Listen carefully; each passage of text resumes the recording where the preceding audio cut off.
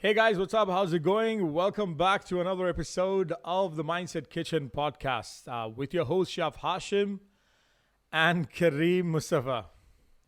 What's up, Kareem? How's it going, bro? What's going on, guys? Welcome back to another episode. What's going on, Chef, bro? How's your week so far? Week's good. First day of the week. It's a Sunday, and like always, it's my first day, and I think it's your last day of the weekend, right? Yep. So, so today, Kareem, what are we discussing today? What do you have in mind? What do you want to talk about today? Bro, I'm loving this new style. We jump right in and we get to the meat right away. So today we're gonna be talking about. I think there's a lot of ways to say it, but really the topic of how to stand out from the crowd and when you're as a creative person or anyone who is creating something, this episode is dedicated to you, right? If you have a hobby or if you have something creative or something that you are creating, it could be a business, it could be an art that you have, it could be writing, anything that is creative, artistic that you're creating right now, and you feel like there's so much competition around you.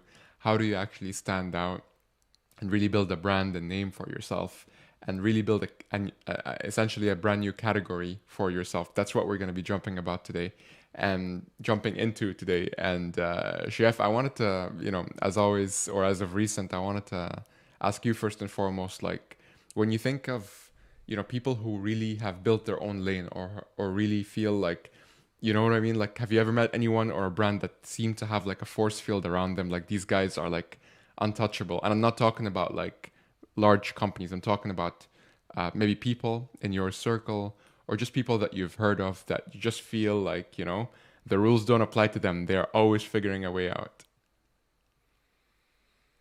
Interesting. Actually, while you were talking about this, you were just mentioning about the topic. Yeah, Mm-hmm. we've briefly discussed this couple of times as well, and even before the show, we were just talking about it. And Yeah. uh, I think what we are trying to get at today is about carving your own niche. Okay, I think that's what it's about, right, Kareem? Like more or Yep. less. Uh, and like Kareem said, yeah, this episode today is about finding your niche, especially if you are an individual. You could be a business. Uh, so answering Kareem's question, yes, personally, there are a lot of people around me, lot of different people, and I'm just thinking about whose example to actually take. Yeah, Mm. so I can, on top of my head, somebody I know, somebody very close to me.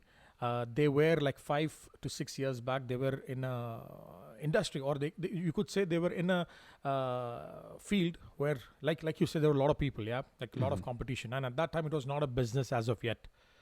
And today, this person is quite successful. But what they actually did was, they tried. And at that time, most of the time when these things happen, when people niche out, they are not exactly thinking that they are niching out.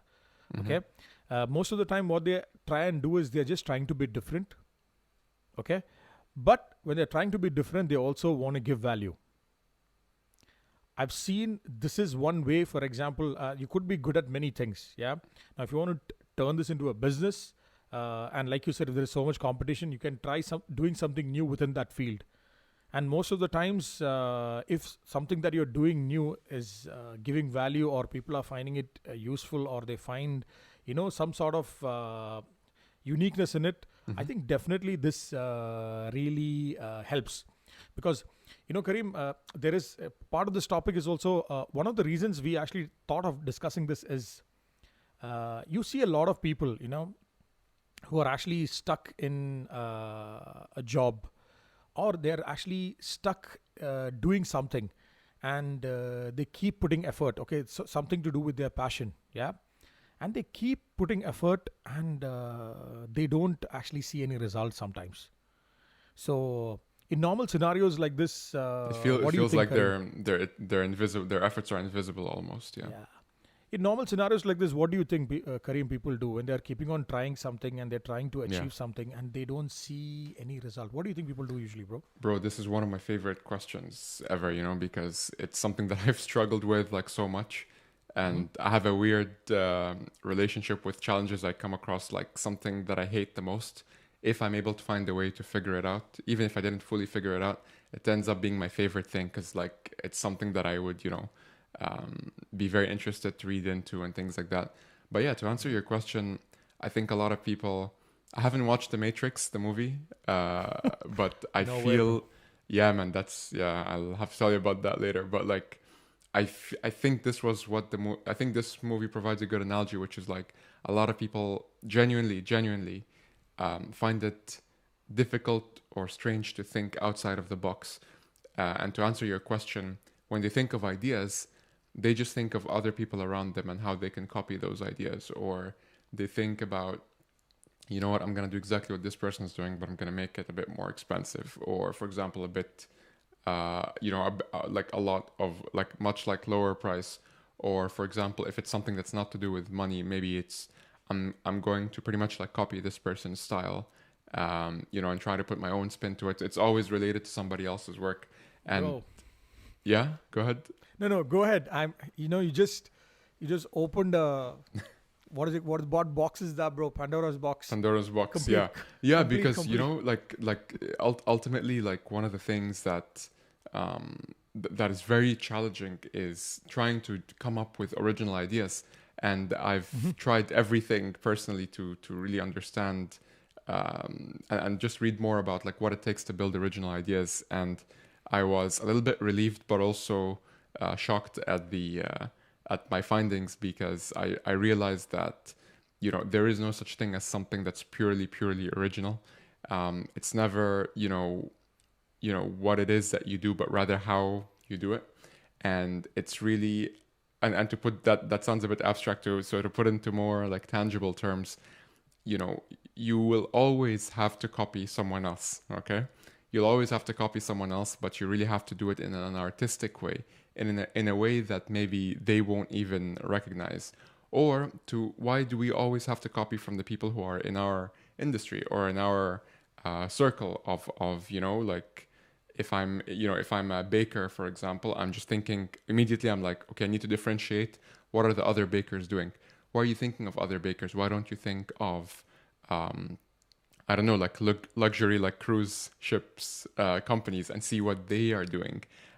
I'll tell you a quick story, Chef. One of the so I'm in Dublin, as our listeners might recall. I'm based in Dublin, Ireland, and I initially studied in UAE in a university there, and then I transferred to a university in Dublin, which was a lot easier. And during my program, they said, okay, you guys could do an exchange semester now, which means you can go abroad for a semester. And I was lucky to get an opportunity to go to Toronto in Canada. Chef, I don't know if you know this, bro. And I spent No. like I spent 4 months there, and Canada was a fantastic place.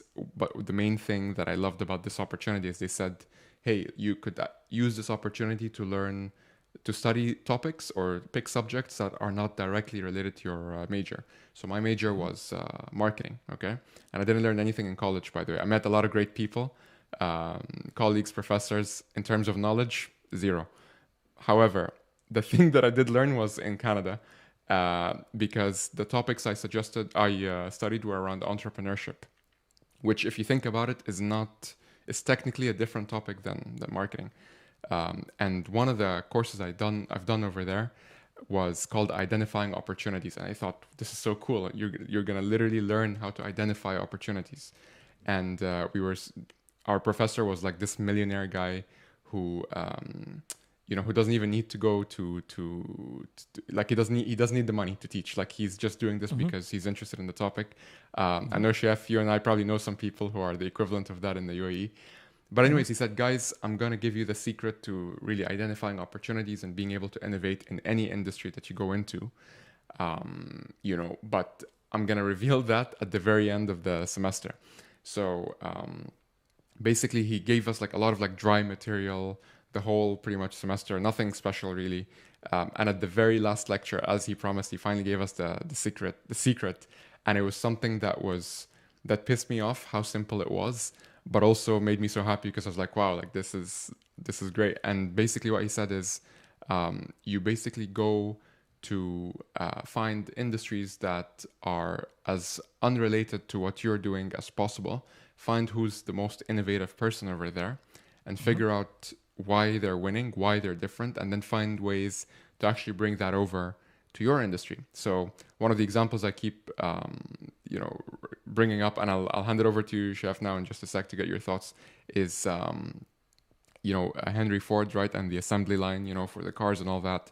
I love how some sushi restaurants, primarily Yo Sushi, they took this innovation of the belt, and now the sushi belts is something that you see in a lot of restaurants.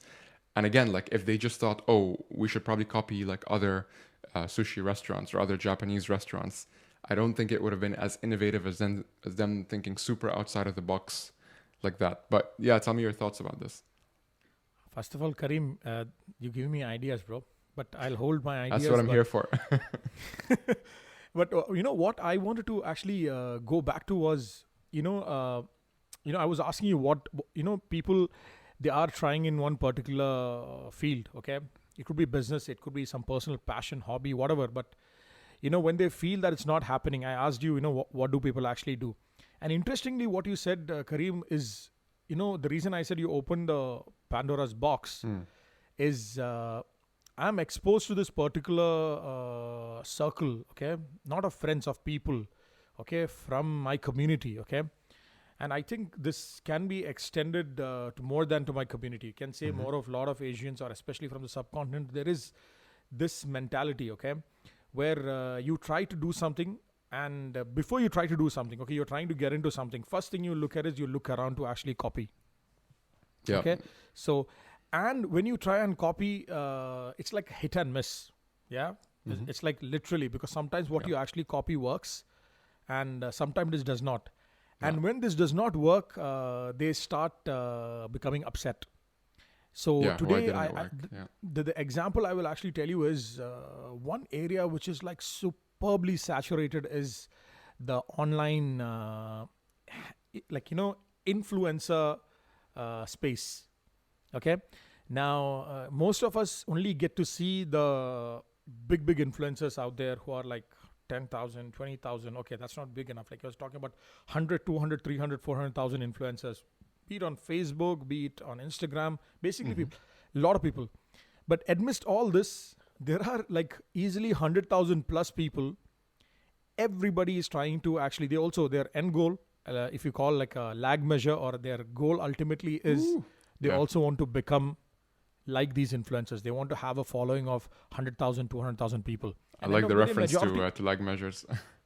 Yeah, and majority of them, and the reason they want to do this is also because, yes, there are very good financial gains today of being an influencer. Okay, I really don't like this word, but I think this is the word that people relate to, because anyways, so what happens is, end of the day, out of this 100,000 people who are actually trying, the reason none of them actually go ahead beyond a particular point is because they're just copying. Yeah, they're not actually doing anything. They have not carved their niche. Yeah, literally. So what usually happens is, with a lot of people I'm actually seeing, they're complaining. I've been trying to do this for so long, but nothing seems to be working. And what are you doing?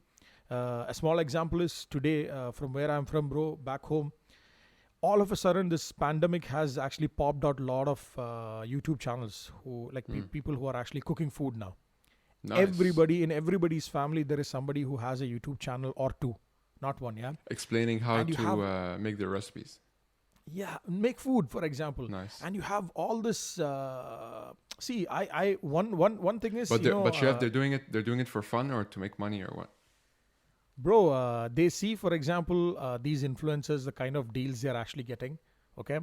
Secondly, also, bro, I think people like the fame, and they look at somebody on the right, somebody they know, they're like, if they can do it, we can do it. But what I would like to, for example, give them the thumbs up. I don't want to completely, bring them down, but what I would tell them is thumbs up, they're actually starting. But the reason they don't actually go one step ahead, is because they are not they're doing the same thing. And end of the day, people, want to see something new, and they Yeah. want to see actually value. So, and what happens after this? They keep trying, does not work. They just, blame the whole thing. It's like, you know what, this never works. What they actually don't do is they don't actually look at what they've been actually doing. Is it any good, or is it Is effective, it stuff is it like this? But innovative? Are you doing some? Are you adding something different, or as you said, yeah, are you going deeper into a niche? Because just to add to this quickly before I forget, um, I have this theory, man, that like, and you'll probably agree with me that people sometimes worry that there's no more niches left. But if you think about it, even when something becomes a niche, when it grows so much, there become sub niches like within yeah, that as well. You know yeah. what I mean? Yeah. And again, it's all about that, the abundance mindset, bro. Like literally, like you In said, in, in people what think way? it's like, for example, when people see it's not working, they say, this particular area is saturated. Hmm. Maybe it is saturated, but there is maybe a sub niche, Oh yeah. yeah, that you can Yep. always tap into. Because the funny thing is, there are people who've been actually working on their stream of content, or what they have been offering for like 5 to 6 years, 4 years. I've seen a lot of content creators. Hmm. It took them like 4 to 5 years to actually get the kind of traction, yeah.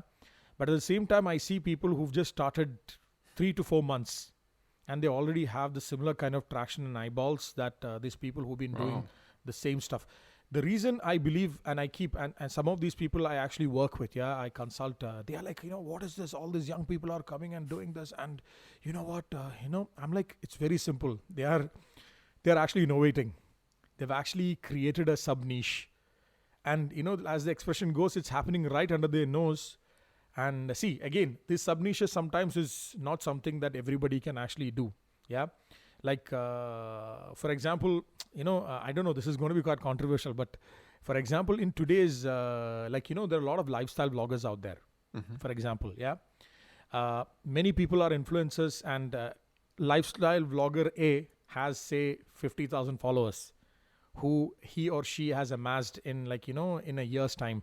Yeah. But suddenly, lifestyle blogger B comes, and within like 3 to 4 months, lifestyle B has like 100,000 followers. Now, how did this happen? Lifestyle blogger A had some limitations, or had his limits. Wouldn't share personal information, wouldn't share stuff like this. They wouldn't make fun of others, stuff like this. But today, in this pandemic, I think it's gotten worse, where people want to, see what is happening in people's lives. Yeah. you know they want to actually see the intricacies of relationships. They want to see, they want to see fights. I think it's Reality messed up, TV. but Yeah. yeah, that is what it's become. So see, me personally, as Sheyaf, I don't know if I agree with B, vlogger B, what the way he or she is doing it. But end of the day, she came to this area. She saw, or he or she saw, that there is a niche that people are not doing, Yeah. and they pursued it. So Yeah. end of the Yeah. day, the But growth is real. exactly, like it's yeah, man, like knowledge is power, and it depends on what you want to do with it. But yeah, like Yeah, it really yeah, comes down. yeah. I think the first takeaway from today is you really have to find a niche. And the same way that, let's use YouTube, for example. Like, I'm not an expert on YouTube, but it's a good Mhm. example for everybody to understand, which is, you could say, oh, but, there's just so many channels around gaming, and I can't, Mhm. like, it's super crowded. Yes, you are correct. But maybe you can start to look at, for example, I don't know, like first person shooter games specifically, and that, which is a niche within gaming, right? Counter-Strike and all this stuff. And then it'll get to a stage where, like, there's so many channels on FPS games, so much, it's super crowded. No problem. Maybe you're gonna go into Counter-Strike, from there, and that becomes even more niche. And then you could say, there's so many channels on only Counter-Strike. Okay, maybe. And then, Chef, I know you play. I haven't played games in more than a decade, but that's right. I just remember the name Counter Strike from when I used to play it back in the day.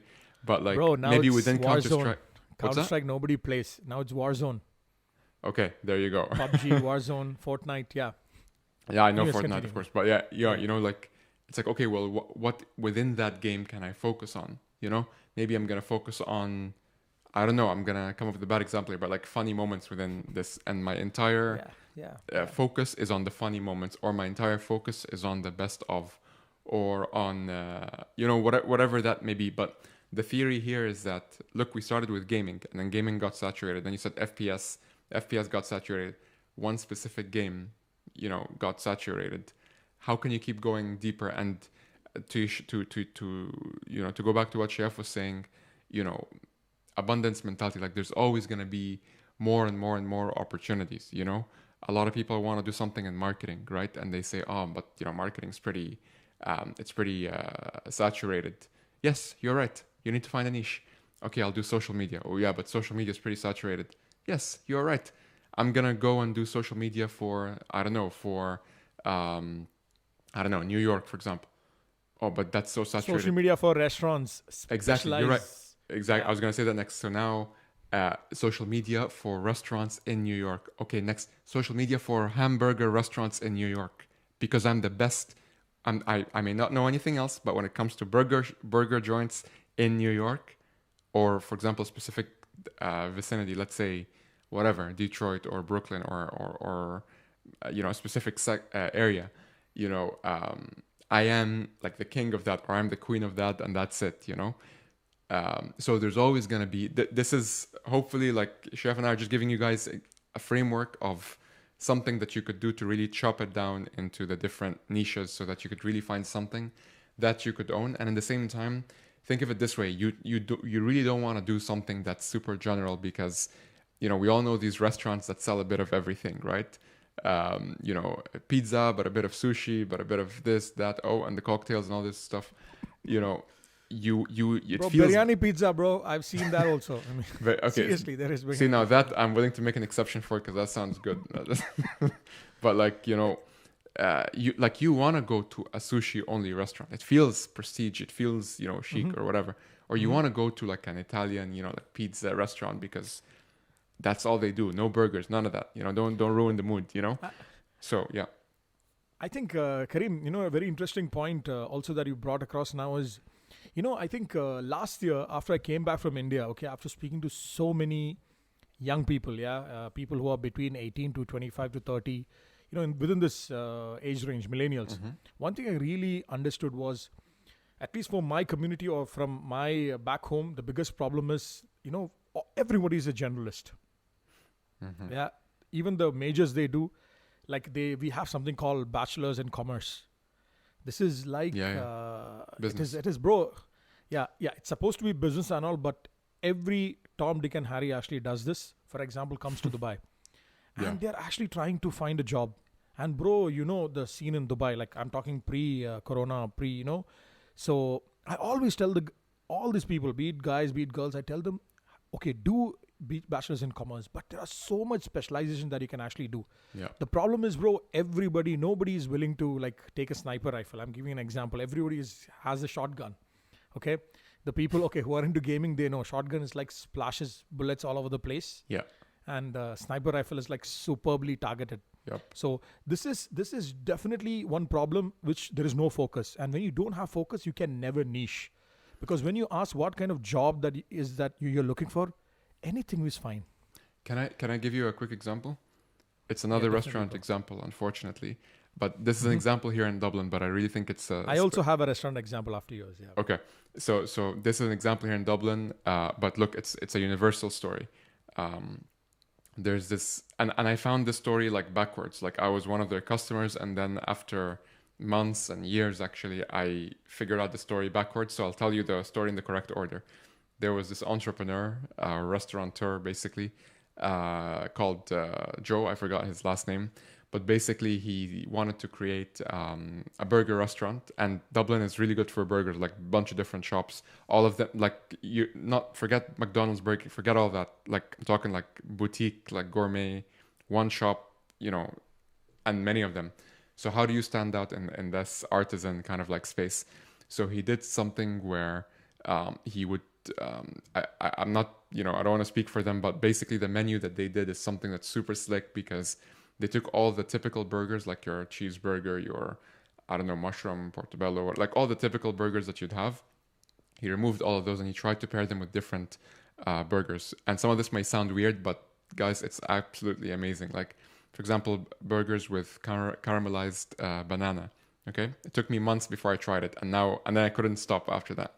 Or like burgers with a specific type of like hummus on it, and mind you, all the way in Dublin, Ireland, right, middle of nowhere, they're having like hummus, which is great, So like, like different types of recipes basically, and this burger restaurant became very very successful. Okay, and what happened then is, well, this person is very ambitious. They wanted to create more. They found the niche, and the niche worked for them, but it did not stop them. They were not doomed to like only focus on this niche. They went and they decided they want to do a chicken restaurant. Okay, only chicken, no burgers whatsoever, only chicken restaurant. They built a brand new company name, brand new menu, obviously. And in this case, they looked at what everyone is doing, chicken and regular portions. They found a way to like get like super organic chicken, but that are like the pieces were basically like huge, and they were served in like a bouquet. So you get like a bouquet of chicken, which is a lot better than a bouquet of flowers, right? And Bro, and amazing. and soy garlic chicken, buttermilk chicken, like very specific like recipes for the chicken. Bro, I have a feeling some people might listen to this and they might already copy this idea. Yeah, there you go. And then he did two more after that. They did one, for example, a pizza restaurant where there's no round pizzas. All the pizzas are super skinny and super long. It's almost inconvenient. It's like this long pizza. Okay. He did a steak restaurant where you can't just order like a piece of meat. You can't order like a steak for one. You order like a slab of meat. Okay, and they just put it on the table. And then you and your group, you guys have to figure out how to deal with this meat. Okay.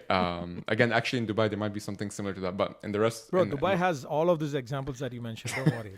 Okay, so Dublin here, has nothing on Dubai, on UAE, bro. Don't worry. all right, bro, no issues.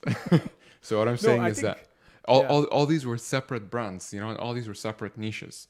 And so somebody may say, you know what? I am a generalist chef. I am a generalist Kareem. I want to have all these ideas. I'm gonna put them all under one roof. Well, why don't you make each brand so unique and so by itself, and you are the freaking owner of all of this, so it doesn't matter. But for the consumer, for your audience, let's call it the audience, for the audience, you're giving them something special. You're giving them only a chicken restaurant because that's what they want. Don't talk about burgers because you have another audience for that. Yeah. I think the whole bro, I think we are on time. So just to summarize, it's all about finding your own niche and try to create your own burger or whatever today's or biryani, whatever you call it. And also, if you are in a game which is like not giving you that results, maybe try and change the game. Yeah, so, and you'll never run out of niches. You'll never run out. Yeah. So I hope you guys found the episode useful, and do let us know what you guys think, and we will catch you guys in the next episode. And we really appreciate all the feedback that we've been getting, and you can see these feedbacks will be implemented in the coming episodes. All right, guys, take care. We will see you in the next one. Take care, guys. Bye-bye. Bye, guys.